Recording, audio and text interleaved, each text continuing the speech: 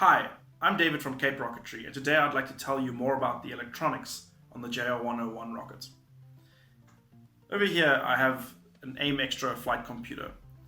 This is what we used in both the nose cone and in the bulkhead section of the JR101 rocket.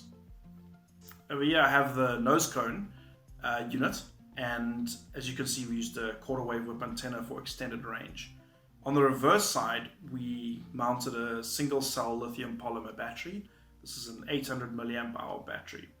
The cone unit was only used for tracking and not for ejections. Of course, it also recorded all other sensor data, including pressure, acceleration, magnetometer readings, gyro readings, and that was all stored on board in the memory for analysis later on, and of course transmitted down via the telemetry link.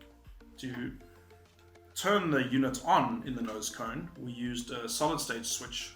Unfortunately, it's under hot glue here, but I'll show you a closer look of a similar unit just now. And what this allowed us to do is to install this in the rocket the morning before and only turn it on the launch site via a few hours later via simply shorting out one of the pads using either of these holes. The one hole's for on, the other hole's for off. And that means that there's no switch that can be triggered, no mechanical switch that can be turned off in flight. Once on, it stays on until you short out the off pads. Okay, let's talk about the unit that was used in the bulkhead of the rocket. We had an interesting setup in the bulkhead. We had a pressure sensor, which is not shown here, but I can show you the connector that's over here. And we had a pressure sensor inside the motor, which we wanted to record during the flight. So there's a few tricky parts here.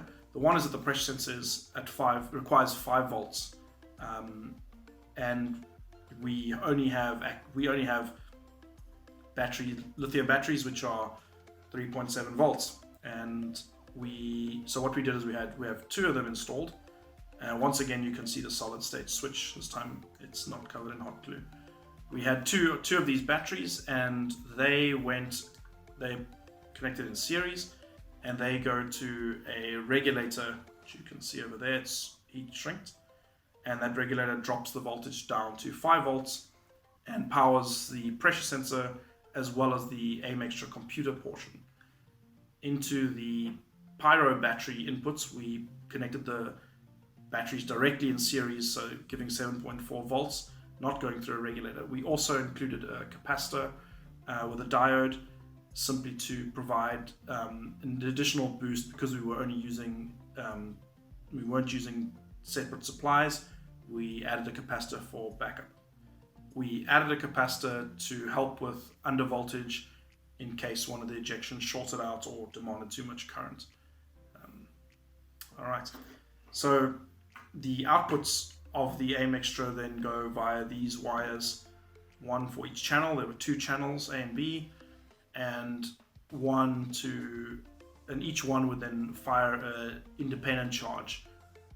We installed 2 different chargers to provide for additional redundancy. So the one charge would use slightly higher current, and the other one would use very little current, and it was actually made with a small little light bulb, a Christmas light in fact. And thank you for watching, and I hope you enjoyed our video.